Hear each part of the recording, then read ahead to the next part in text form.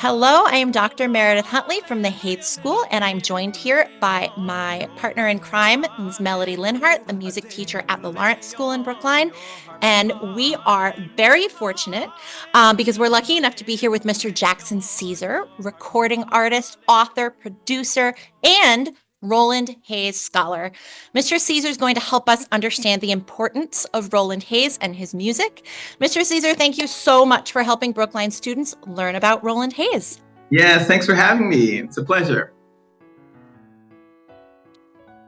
So the first question we have for you is, what made you decide to sing the kind of music that you sing, and how did you find role models like Roland Hayes?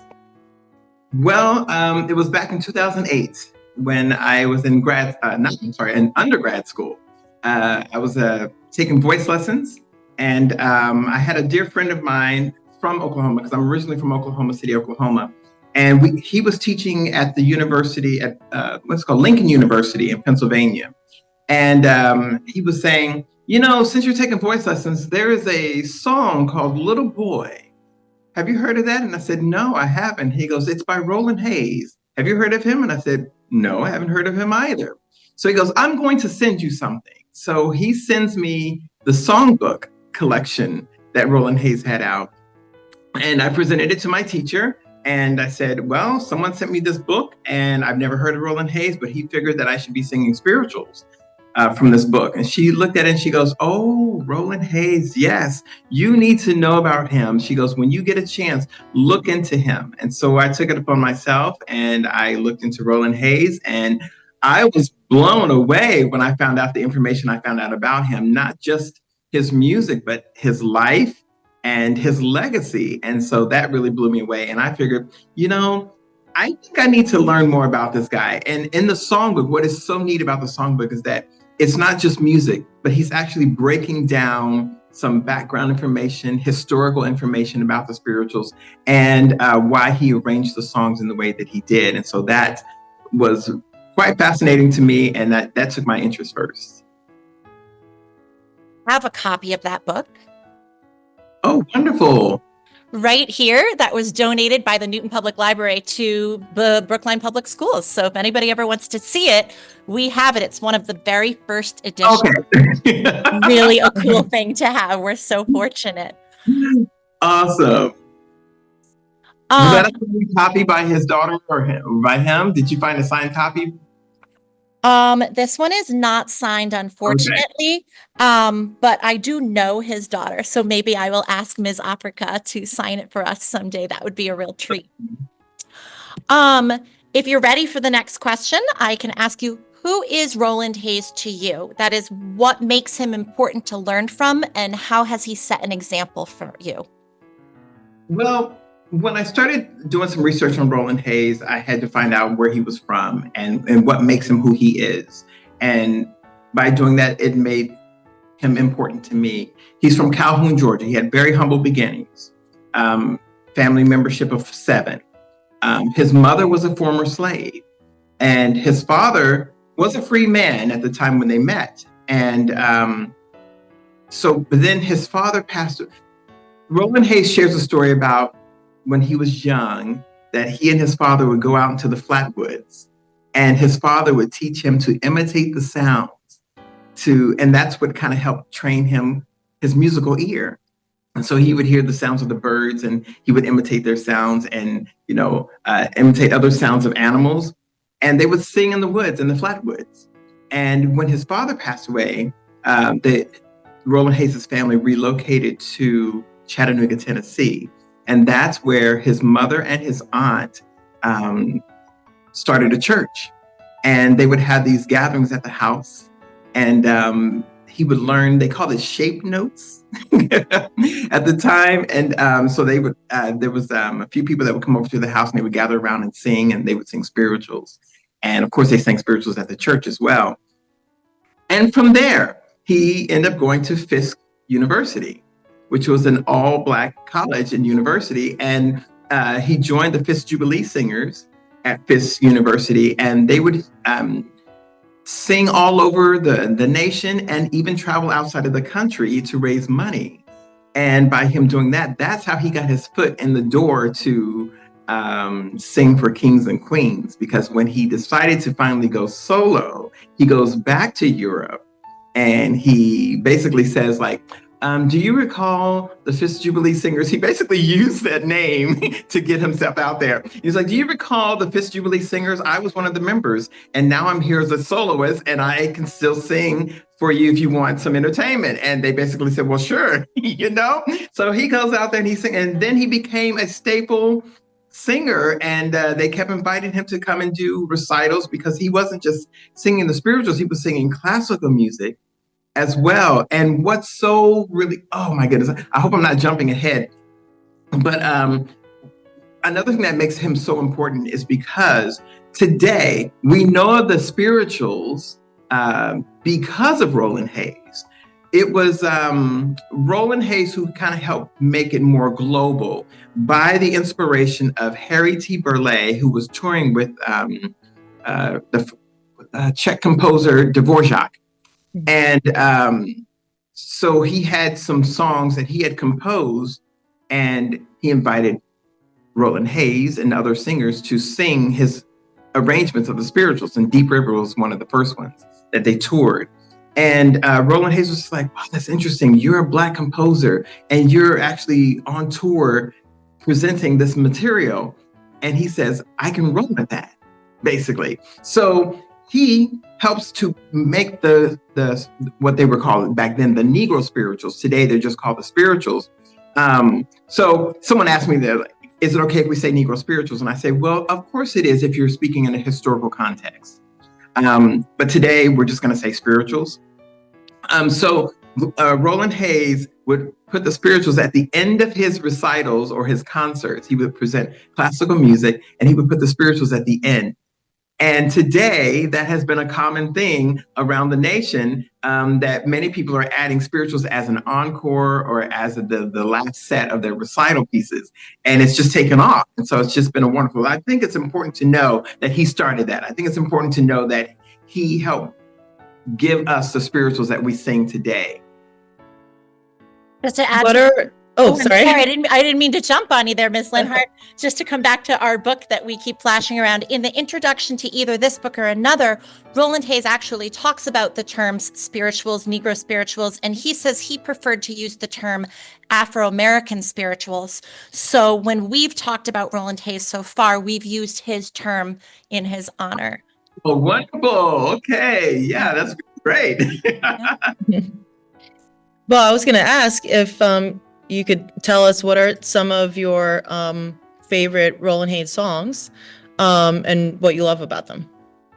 Okay, so first of all, let's talk about the collection. Okay, there's this wonderful art that he has created, which basically can fit the liturgical calendar, shall we say. It basically can tell a full story. And that's what I love about what he's done to this songbook, because it starts out with the creation, and then it goes into like telling parts of the story from the Old Testament to the New Testament, and then the life of Jesus and the hardships that he went through, as well as the death and the resurrection that takes place at the end of this big celebration. It's just this full arc story. And I was just like, that is so cool. I have never seen a collection book that just kind of has this arch that tells a complete story. So I'm going to interrupt for a second. I'm so sorry for our viewers who are maybe not familiar with the arc of the story of Christianity. Roland Hayes, if I'm not mistaken, was a very Christian man, very religious. His mother and aunt started a church. And so a lot of the focus of his work was in his religion. Is that an accurate? Oh, that's correct. Okay. That is correct. Yes. Thank you. And also being a student at the Fisk University, singing the spirituals also helped too with that background, because they used a lot of the spirituals. So hope I didn't get sidetracked there. Anyway, so starting with that whole collection there. Also what I loved about the collection is that there are, you get to a point where you feel like you've heard a lot of the spirituals, because you feel like, okay, every time I go to a concert or an event where I hear spirituals, you recognize a lot of the tunes, because there are some popular ones out there, right? So we would call those the pop tunes. But what was interesting about the music in this collection is that I had never heard half of these songs. I mean, there was a good number of them. And I was like, okay, I've never heard that one before. And when I tour, I hear the same thing from so many people. So this is what helps me rejoice in the music of Roland Hayes, because I'm like, oh, great, because I'm not the only one who would say, I've never heard that song before. I never heard that arrangement before. And so I am proud to sing his music, because a lot of people say the same thing I said, that I've never heard that arrangement, or I never heard that song before. And so it's a wonderful privilege for me to be able to present this material to so many new listeners and new audiences out there, because like myself, we were all just like, I've never heard of those songs. So one of my all-time favorites is out of the collection is Dry Bones. And you'll notice that I performed that one at the event that we had not too long ago at the school. It's such a great song. Basically, it's taken from the book of Ezekiel, and it's basically saying, like, this is how we're going to come together. And in order to come together to make up the head, it takes all of these parts, you know? And so I just love that. And so it's just always been like, if anyone invites me to sing and they say, can you sing one of the songs? That's one of my go-tos.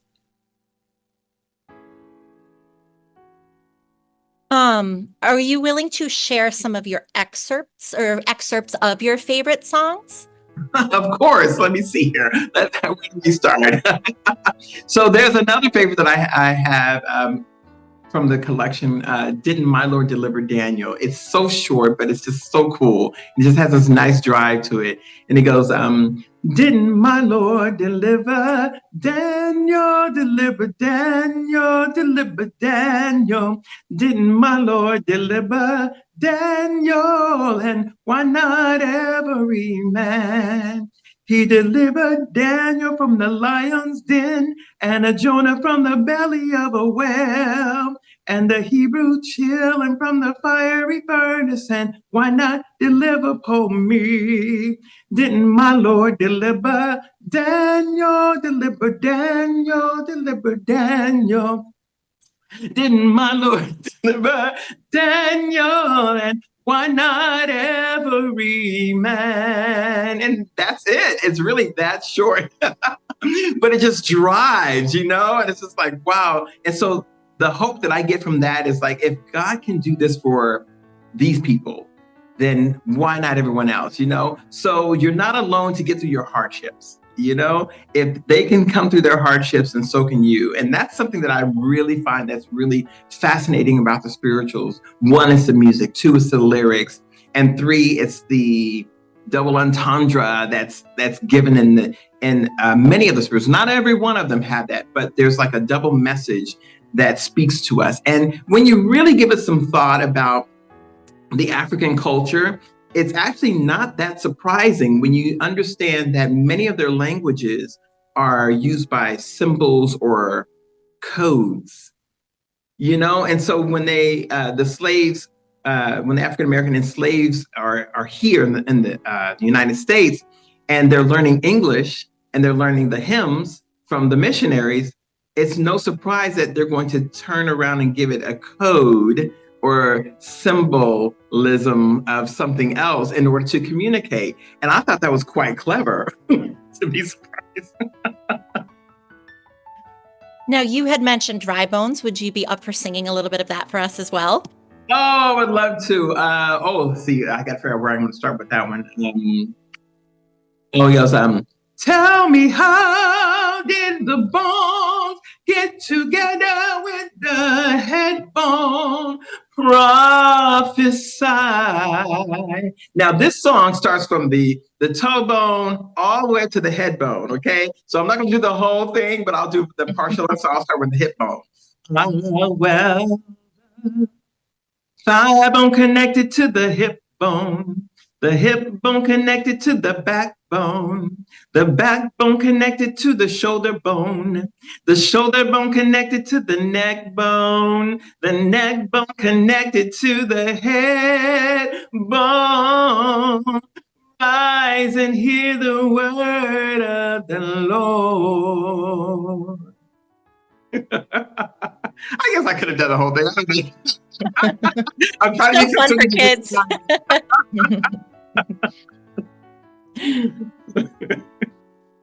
Really fun. I can't remember who's on which question. Is this for me? Am I doing number 4 now? Sure. See, kids, grown-ups get lost too.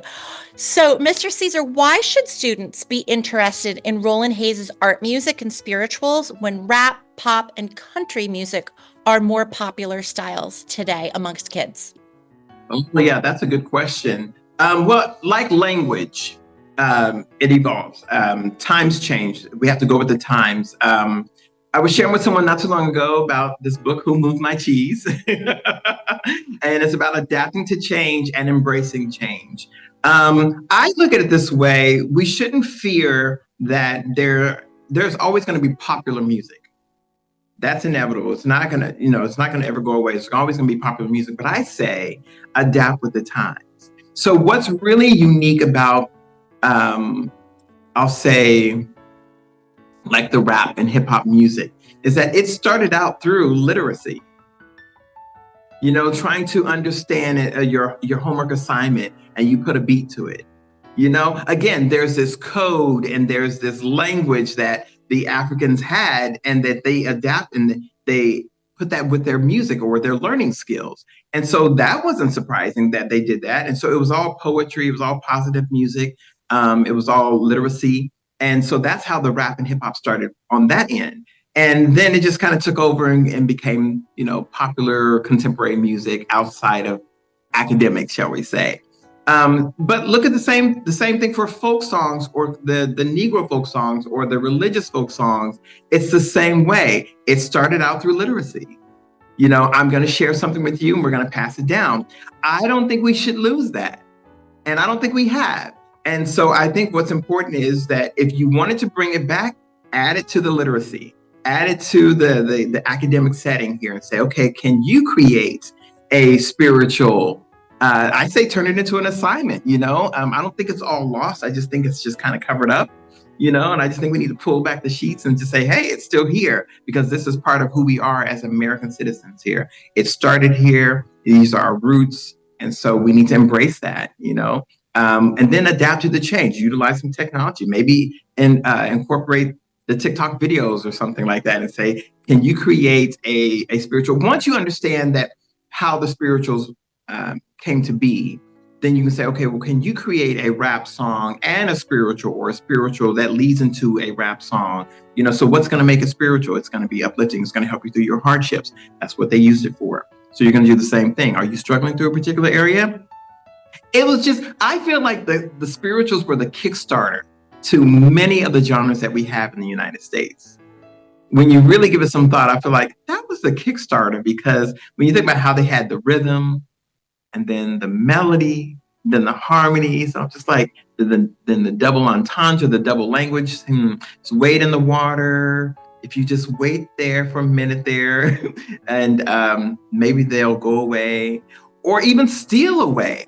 Oh my goodness. Do I have time to share that story about Steal Away? Absolutely. As long as you sing a little bit more for us. Okay, I will. So Roland Hayes shares a wonderful story about Steal Away. He said that his great-grandfather shared this with him about Steal Away. He said that the plantation owners were disturbed at the fact that the missionaries would come to see them and share these, liberating stories about the Bible.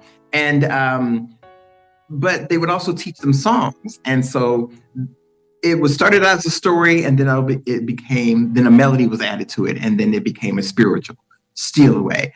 And what Roland says is that they would whisper to each other and say, shh. Then the other person would whisper. Now, these are the enslaved people. They would whisper, shh. Now, you've heard of the Underground Railroad.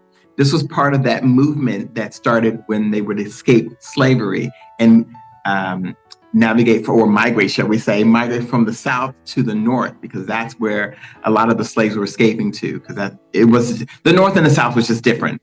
The Southern states had a slavery issue. The Northern states were more free.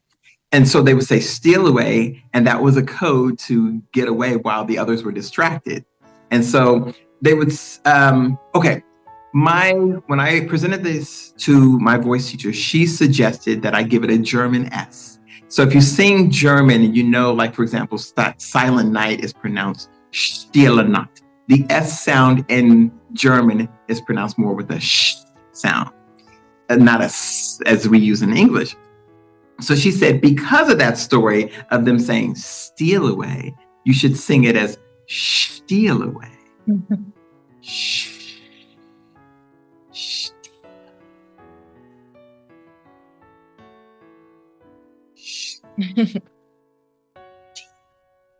So I said, I love this idea. So I said, steal away, steal away,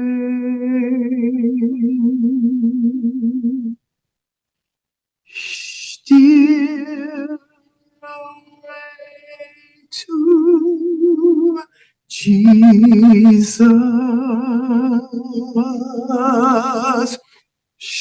Steal away, steal away home.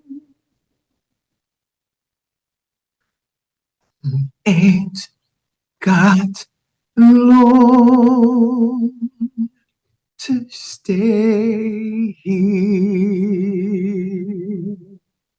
My Lord, He calls me. He calls me by the thunder. The trumpet sounds within my soul.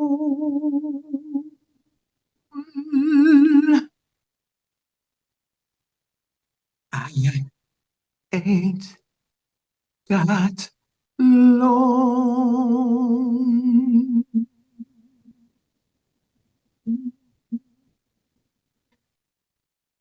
to stay.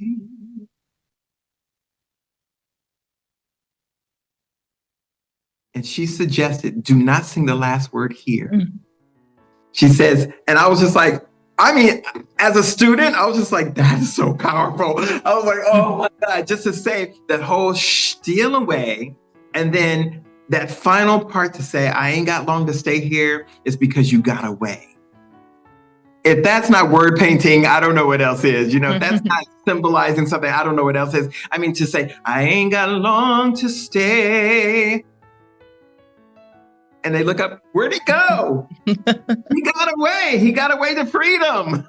It's so powerful just over Zoom. So I can't imagine what it's like live.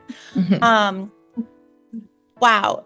Mr. Caesar, I can't thank you enough for everything, your excellence, your expertise. It is a gift to hear you sing. Would you be willing to give us just one final moment of Roland Hayes inspired singing to close out our time together? I know Little David is very popular amongst lots of Brookline students because it's something our choruses have sung. I also know that you love Plenty Good Room. Whatever you choose, we're up for. I can do Little David. That's a fun one too. That's one of my favorites. Okay, I'll have to admit, I have a lot of favorites. I can't imagine why. I know I started out saying this is my all-time favorite, this is my go-to, but yet I do have a lot of favorites, and Little David is actually one of them. And what's really unique and cool about the arrangement of that song, I love to share the story about this, is that it's word painting. We learn that as we study music, to paint a picture. And musically, for the pianist, it's like playing a harp. If you listen to the beauty of the harp, all of the arpeggios that is being played on the harp, they're duplicating that on the piano, and it's just so lovely and just flowing. Just got to try not to go too fast with it when you have an accompanist, but it's a wonderful arrangement. Little David, play on your harp, hallelujah, hallelujah. Little David, play on your harp, hallelujah. David, play on your harp, hallelujah, hallelujah. Little David, play on your harp, hallelujah. David had a harp, had 10 strings, touch one string, and the whole heaven ring. David, play on your harp. Hallelujah, hallelujah, little David, play on your harp. Hallelujah.